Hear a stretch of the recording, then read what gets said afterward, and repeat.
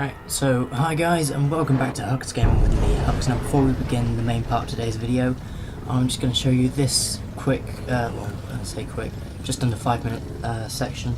So basically, whilst I was not recording, I got interdicted by a pirate, or at least a wanted person. So they started attacking me because I wouldn't hand over what I had in my cargo hold. To be honest, I can't even remember if I had anything in my cargo hold. But I wasn't actually recording at the time. Under attack. So the only reason we've got this footage is because the Hallpark HD PVR2 Gaming Edition, which is what I used to record, has a 10-minute skip back, or 10-minute playback. So because you're always playing it, so it's always kind of recording in the background. It just doesn't save unless you actually activate proper record.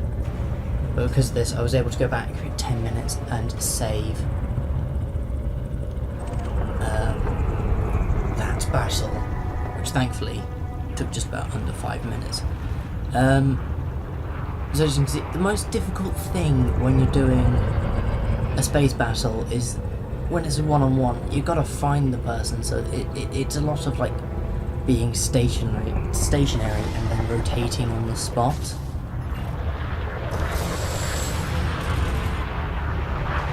And I've got four hard points in total, 4 weapons, 2 pulse and 2 beam lasers.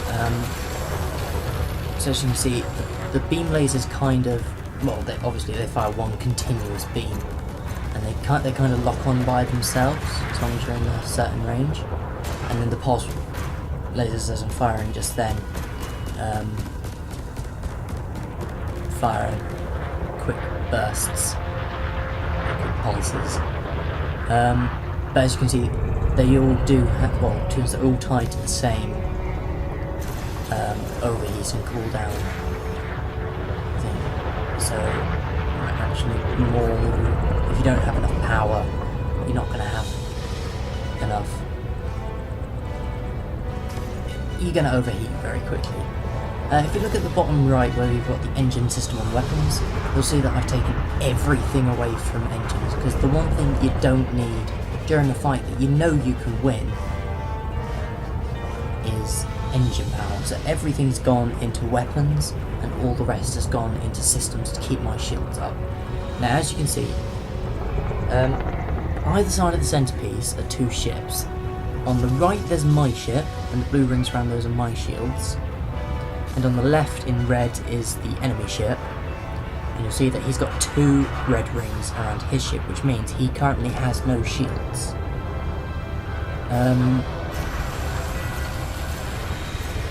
Because I'm doing this bit of recording in post, this voice recording, obviously I can't actually see how much health he's got because it's quite a small window, and I don't want to mess things up by making it bigger. And yeah, I'd rather just do this bit of audio in this one take. But as I can see from the bar, I've very nearly killed him. And that other ship that's just turned up is a System Authority vessel. I believe it's an AI. And as you can see, I've just claimed the bounty on him, which to be honest wasn't actually that much. However, yeah, those System Authority vessels just going off there because I'm not good. And then I just got to realign myself to what my course was at the time. Yeah, so I will leave you guys there for now, and we will now start the main part of the videos. See you in a moment.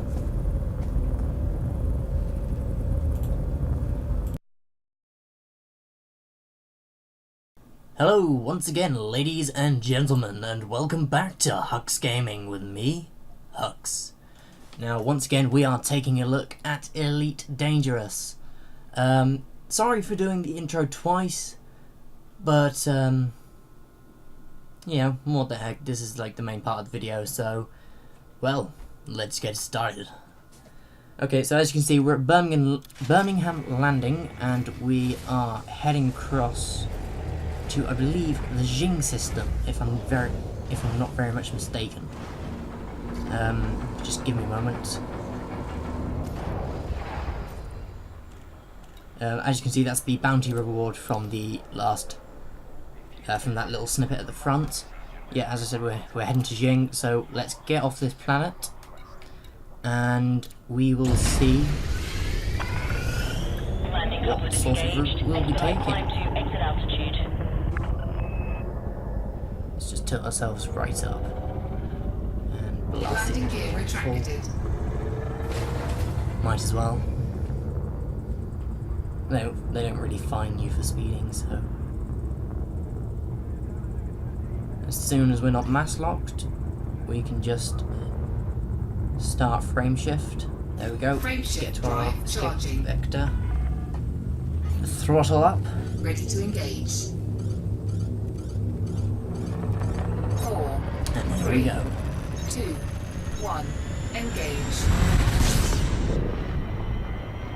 Let's just get a nice distance out of orbit.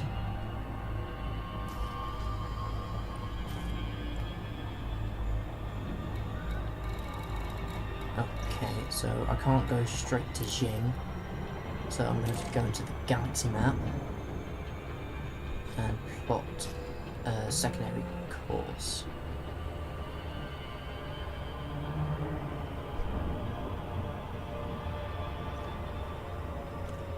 There we go.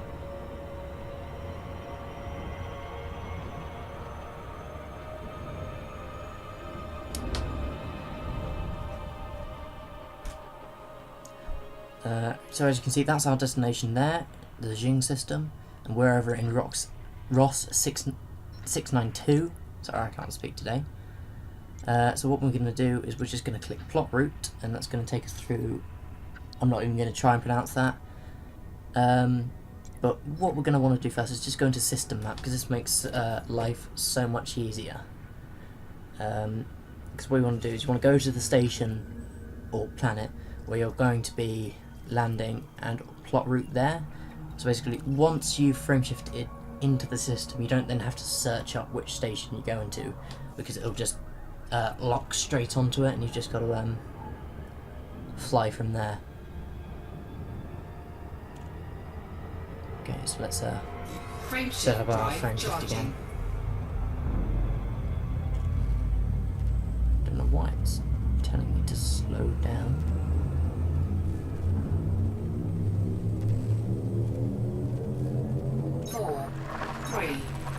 And off we go. Now, in the comments of my last video, someone did ask me why does it lag when we go to hyperspace.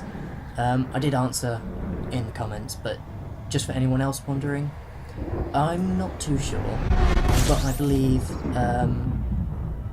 because the game is so big, with like over 400 billion star systems to explore, I believe that they might just be trying to use the hyperspace as a type cutscene type loading screen, even though it's not actually a cutscene.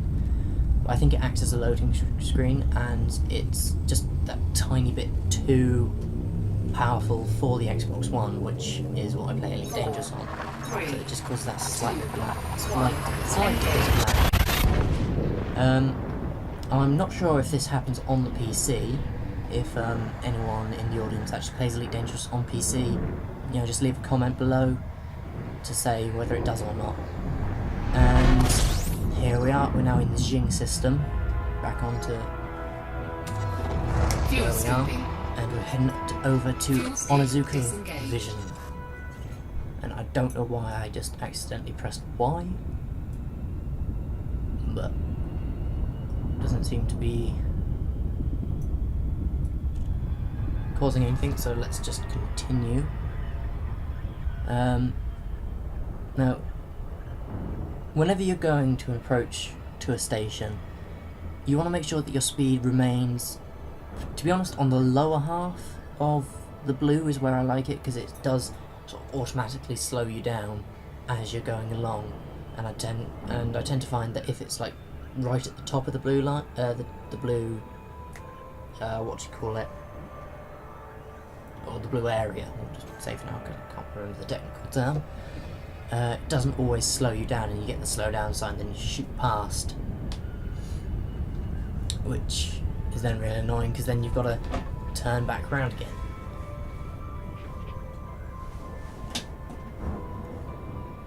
Okay, so we're just coming in on our approach here. Now, unfortunately, when I was recording this, because I'm doing this bit of voice in post, I don't know, I think I got slightly distracted. That might have been by my phone or something, so I just completely overshot, like I just said. You know, it's really annoying, which it is. But thankfully, we were going quite slow anyway, and we can just simply turn around and automatically disengage.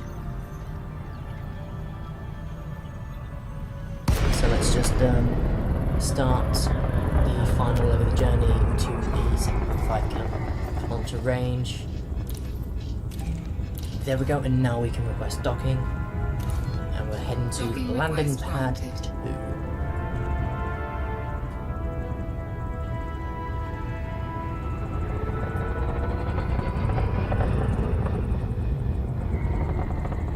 Now, I don't know what you guys think about these videos, whether they're too long or not. Bear in mind, this is only my second, well, technically it'll be my third Elite Dangerous video.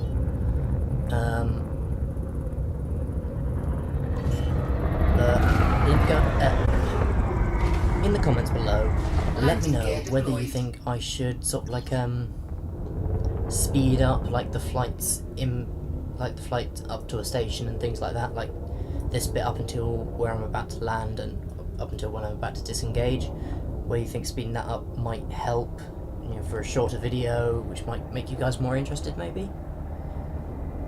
Let me know in the comments anyway, and I think I might be facing the wrong way when I try to land at this station.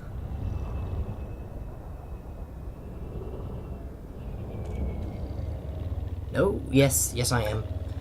Once again facing the wrong way, so just give me a couple of moments to turn around, and we will get on. I'm going to put my phone on silent for the range of this, not just vibrate.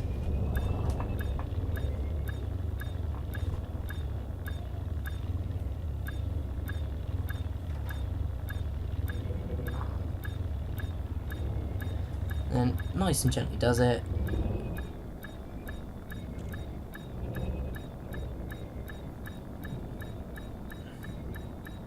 And set it down.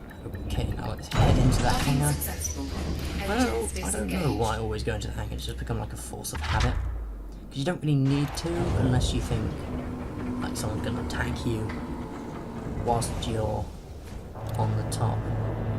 So let's head into the station and go down to the mission, quickly refuel, then head down to the mission board, and let's hand in our mission for the beautiful, beautiful credits that it will give us. Let's claim our reward. Give me a couple of seconds, there we go.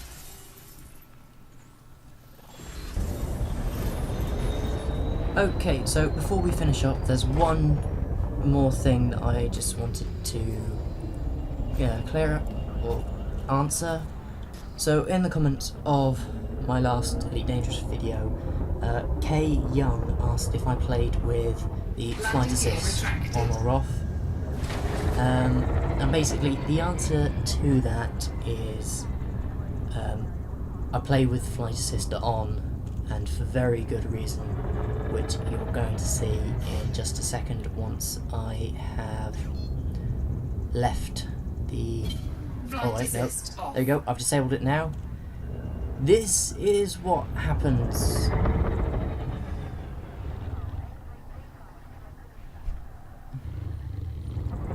It becomes... I'm doing very little right now, and I'm using both analog sticks. Yep. There we go. This is why I have flight assist on. I hope that does clear up your question. But yeah, I'm using both, for this I was using both analog sticks and I just could not align to the vector.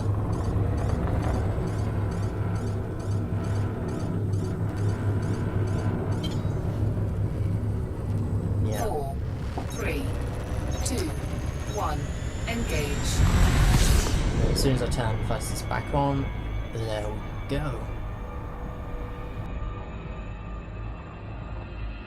And that's all for today's video.